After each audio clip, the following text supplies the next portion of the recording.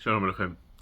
Ahead of the very important podcast with Mr. Anthony Colangelo and Dr. Lewin about the importance of getting a permit for a gun and being able to defend ourselves as an individual and as the Jewish people that are under a constant threat, I thought to make a class now just to give the insight of the Jewish understanding, the Torah perspective on what we should know about owning a gun. First of all, is it something that we see in the Torah anywhere that Jewish people were defending themselves in any way? So if you take a look right away in the Avot HaKadoshim, you see that the Avot HaKadoshim all were at wars or ready to fight a war to defend themselves. Let's start from Avraham Avinu.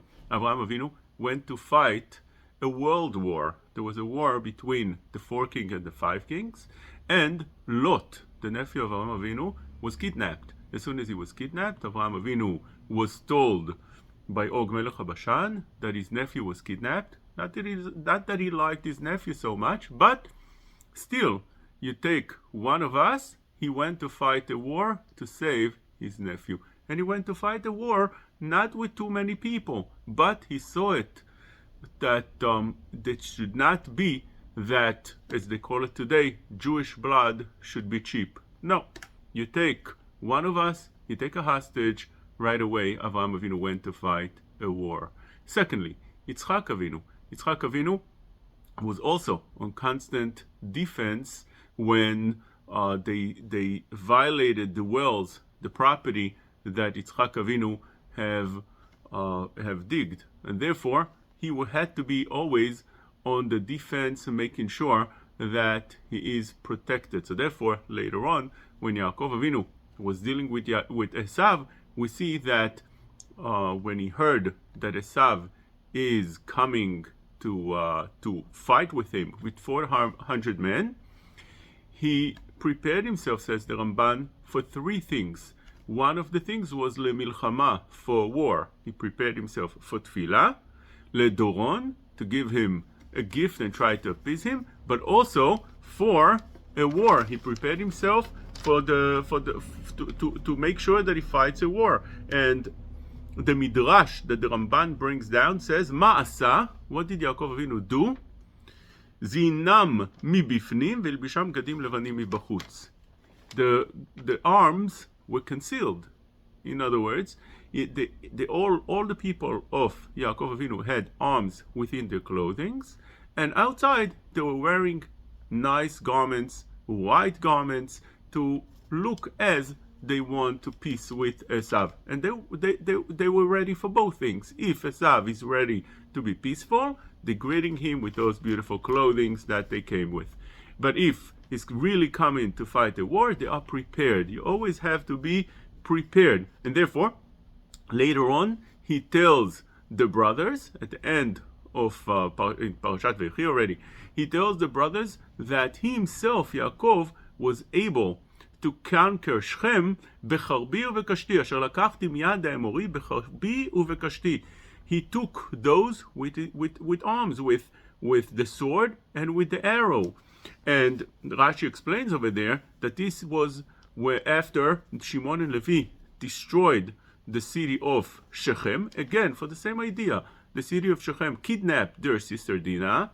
They didn't stay quiet. If you kidnap one of us, we can't just sit behind and deal with hostage swaps, because that only feeds them more. It feeds the enemy. They become more hungry. They want now to kidnap more people because they see that they're actually achieving with taking Jewish captivities. And therefore, Shimon and Levi didn't wait. They heard that they kidnapped Dinah and they violated Dinah. Right away, they went to fight a war against them. So Rashi says, "Shargu Shimon et Levi anshe Shechem, nitkansu kol svivoteim lizdaveg lahem." All the surrounding countries were also coming to fight Yaakov and his sons, just like it is today.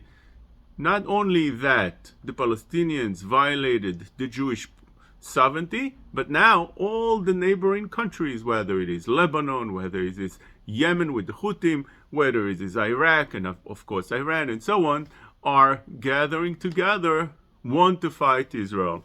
So Yaakov Avinu stood strong against this. Chagar Yaakov klei milchama kenegdam, to defend themselves, and therefore, on the part of defending himself and his sovereignty, he also was able to conquer some land, and that was what he gave away to his children. That Shechem asher lakachti miyad ha'emori becharvi uvekashti. Of course, there are other interpretations to all that we are saying. Some want to explain charvi vekashti, which means bakashati utfilati, which is true, because the explanation over here is that you need to have both. As the Ramban explains, you need to have the means of hishtadlut, which means actually going to a war, but at the same time, you need to understand that it's all our merits, our zchuyot that we have, that really are the ones that are fighting a war. And therefore, it's well said by in the Torah that Hashem yilachem lachem v'atem tacharishun. HaKadosh Baruch Hu is the one that's fighting a war. But in the end of the day, a person must do hishtadlut. So the Ramban says over there, Ki haaretz lo tikabesh lahem rak becherev uvekeshet. If you want to conquer land, you can't just only pray and learn Torah, which is very important, and that it really is what feeds the fight. But in the end of the day, you have to also have means of ishtadlut, which means you have to go and do something in order to actually achieve it. And therefore, the Ramban says that you need to use the sword and the arrow. The Yaakov Avinu said, it's my arrow, although the other people that fought the war, why did he say that it was his arrow and his sword that won the war? He says, the Ramban, כי זכותו היא העושה עמה מלחמה, והוא הנלחם להם ולא הם עצמם, which means his merit, Yaakov Avinu's merit, which was much greater than anybody else, was the real cause of the winning of the war, which just gives us an insight how important it is that when you go to fight a war, there should be also zchutim, zchuyot, which means merits of people that are praying, merits of people saying Tehillim, and above all, merit of those that learn Torah. And therefore we learn the parasha v'chamushim alu bnei Israel mimitzrayim. We see that Am Israel, when they came out of Egypt, they came out armed. Chamushim means armed. They came out arms. It's very interesting. They went to the desert armed. Why did they go to the desert armed? Says the Ramban, I'm reading, אף על פי שהסב אותם דרך המדבר, היו יראים פן יבואו עליהם פלישתים, או הערים הקרובות להם. Although they went in the desert, there was no people there.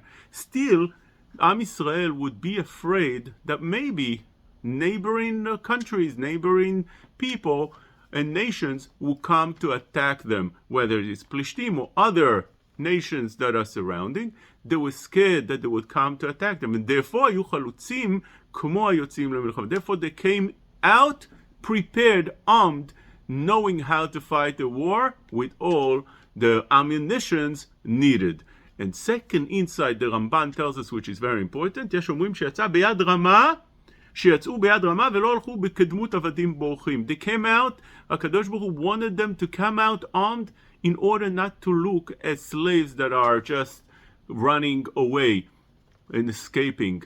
That gives a person a feeling of being low. In order to build up their self-esteem, build up their confidence, give them a good feeling, give them the honor and pride, a person needs to be armed. That's what the Ramban tells us. And that is very important, that today you see that the Jewish nation has such a strong army. It elevates our spirit, and we can walk out proud in the streets outside Eretz Israel as well, because of that happens over there. Unlike throughout all the years of the exiles, the Jews were always persecuted and put down and made feel very low. So then the pride of the Jewish people naturally was lowered, and you had to elevate it with other means of showing how important Torah is, how important the Jewish people are, which is all true, but on the same time, if a person can stand up to himself, says the Ramban over there, it's lo halchu kedmut avadim haborchim.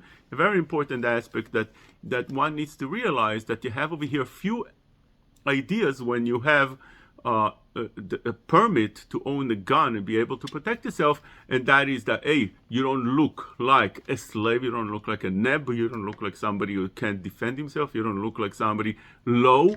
Rather, it gives you strength, it gives you an authority. People don't just start up with you, it gives you good feelings. Secondly, the deterrence that it gives. When a person knows that you have a gun, he is not very likely to mess with you. He'll find it somebody else to bully. He's not going to fight with you. And thirdly, if something actually, chas v'shalom, happens, you're able to defend yourself in some way. Otherwise, usually, if you don't have a way to defend yourself, you're in bad shape. It's bad shape. So Or HaChaim HaKadosh says a little bit differently. He says, כי זולת היותם מזוינים בכלי זין, לא יועיל מה שיסב אותם לבל יחזרו בראותם מלחמה, כי על כל פנים ישובו מצרים, כיוון שאין בידם כלי זין לערוך מלחמה ומאויב מלחמה, יראו עצמן אבודים. עם ישראל, although HaKadosh Baruch Hu, the question is obviously, HaKadosh Baruch Hu והסב אותם, which means HaKadosh Baruch Hu gave them a detour to go in a place that they're not going to see a war. So if there's want to be a war, why do you need arms? Why do you need swords? Why do you need all types of different ammunition? What's the purpose of that? They go into the desert. That is what the Torah starts telling us in Parashat Beshalach.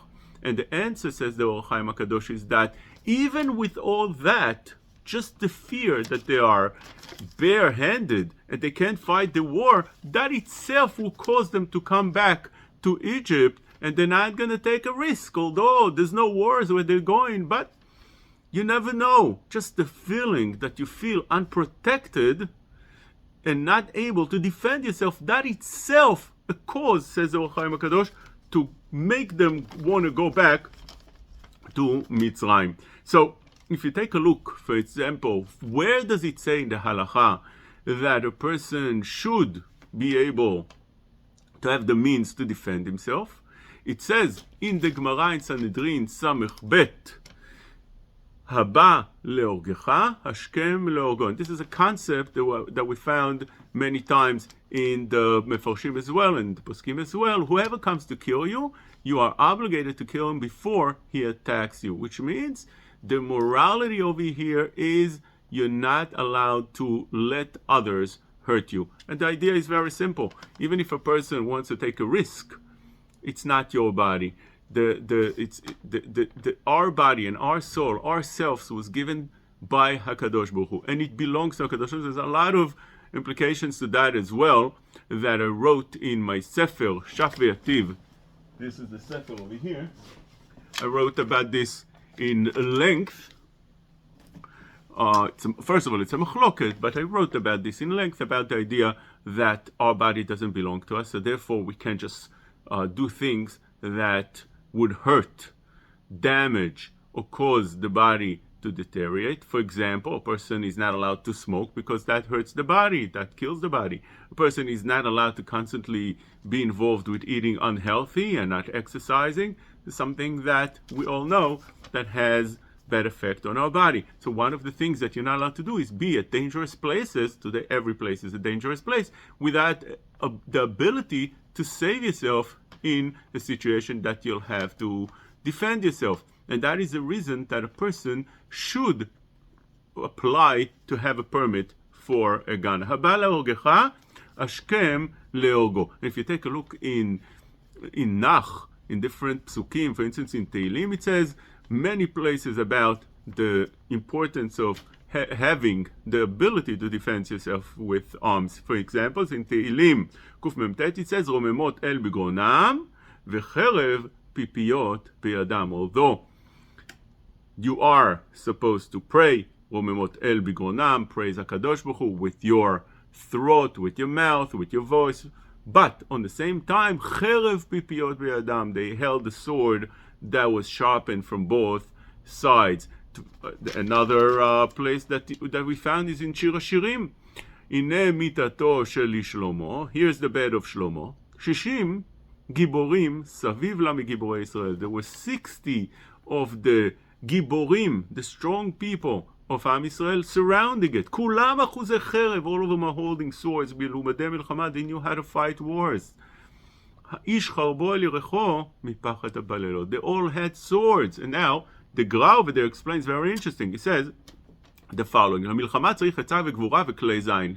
Gra, the Vilna Gaon, explains that when you go to a war or you have to protect yourself from an upcoming war, you need to have three things. First of all, you need to have the knowledge, etzah. For that, you need to have intelligence. You need to send people to spy, to get together a lot of intelligence. Gvura, you need to have the strength. People have to be fit, not with big stomachs and sitting on the sofa eating popcorns all day. They need to exercise and be fit. Those are the people that can fight a war. V'klei zayin, and need to have arms. He says like this: אחוזי חרב איש חרבו על ירחו, היינו שמזומנים לו כל מיני זין, ומשתמש בהם בכל אחד. There's all types of different ammunition, all types of different weapons, all different types of arms that a person should know how to use in different ways and different scenarios. So today, for example, you use tanks for one thing, you use guns for a different thing, you use an airplane for a totally different purpose. Ki yesh ish. So now he's talking about Talmidei Chachamim that sit and learn Torah, but he says יש איש שהוא תלמיד חכם ואינו רוצה להטריח ולהגה עצמו ויכולים ללוכדו. A person sometimes is תלמיד חכם, but he won't do anything. He sits in Bet Midrash all day, which is a wonderful thing that a person should do that as long as it's not dangerous. But sometimes the danger comes to your door and you need to be able to protect yourself. ויכולים ללוכדו, just like it was in Har Nof a few years ago. People were praying, and the Arabs came in and started killing with guns, with all types of different knives.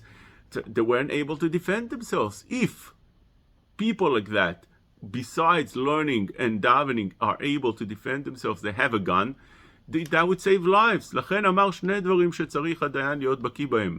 בקיא בתורה, person needs to know the knowledge of Torah, ובקיא בשובו של עולם שהוא כמו תכסיסי מלחמה. The person needs to know how to fight a war. In other words, for today purpose, it would be how to shoot a gun. You need to have the training, you need to have the permit, the training, and the responsibility that comes with it. All this is something that's crucial for a person to be able to defend himself. And even David HaMelech, it says in the Gemara, had 400 men, bnei yefot toar.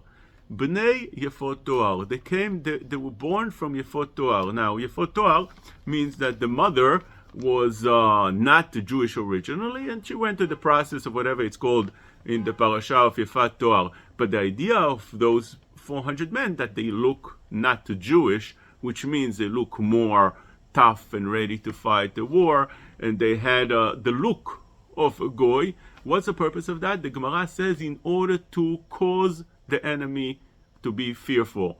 And the Lashon of the Gemara is the Azli Leveute Alma. They went out in order to scare people, which means there's an effect over here that you need to have deterrence, and we shouldn't take that lightly. There's many, many sources in the Torah. We'll end with that because we don't need any more.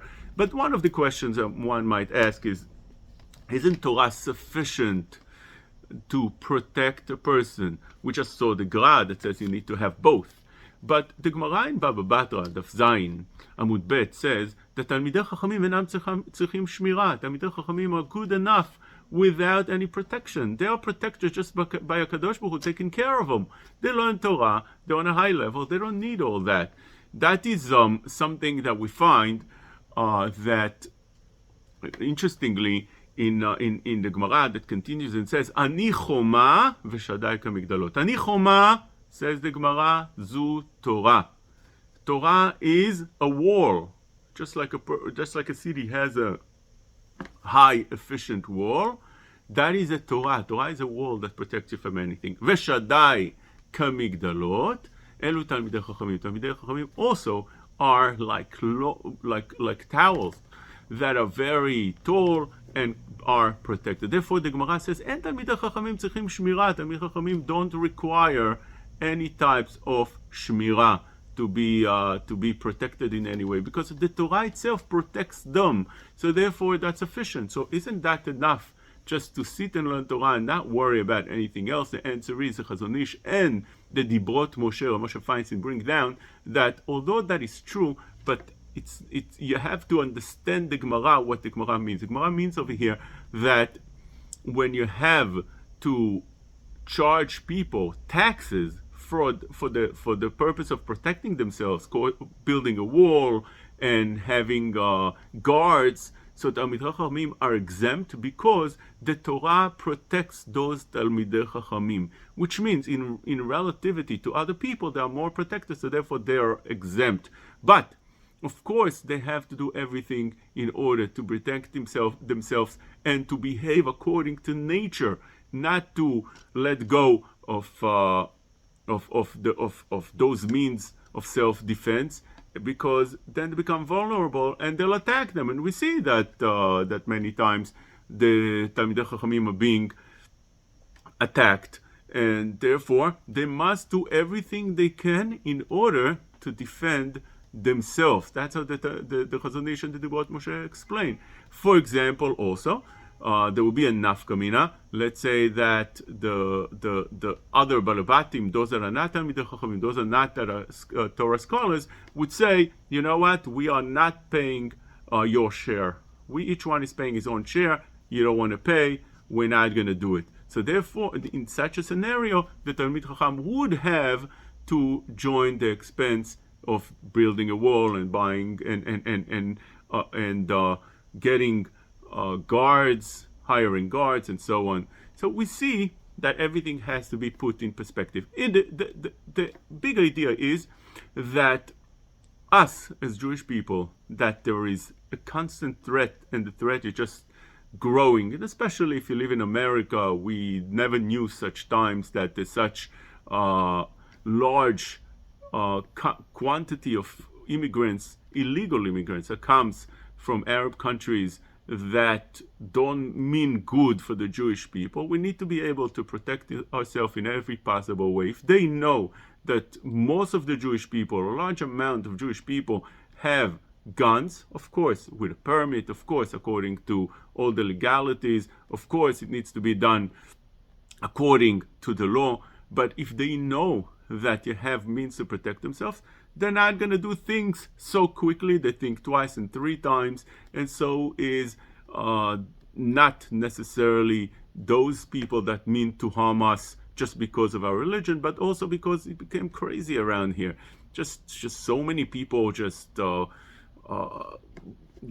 crime, and so many people that are doing things that they call them today, they use such terms as mental illness. Somebody that does something crazy, they already call him a mental illness, and that's the way they excuse it. But whatever it is, that's for a different discussion. Whatever it is, even against mental illness, you need to be able to protect yourself. That's very important. You need to be able to protect yourself. You need to be able to protect your family, and you need to be able to protect our community at large. It's a responsibility for yourself. It's a responsibility for the family and for the community. And therefore, we all should take this as a serious call, and it's alarming, and all be prepared to do the right things for the sake of HaKadosh Baruch Hu.